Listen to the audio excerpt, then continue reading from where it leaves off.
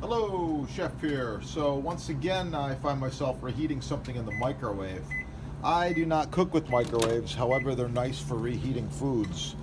Not a bad idea to put a silicone cover over your reheats and then use a thermometer like this, an instant read thermometer, and just check out the food.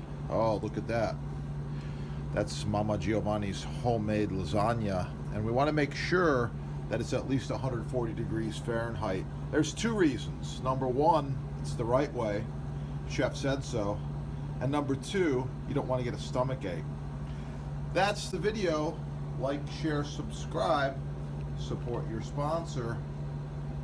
Keep cooking and have a great day.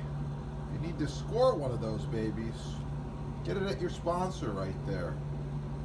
Yeah.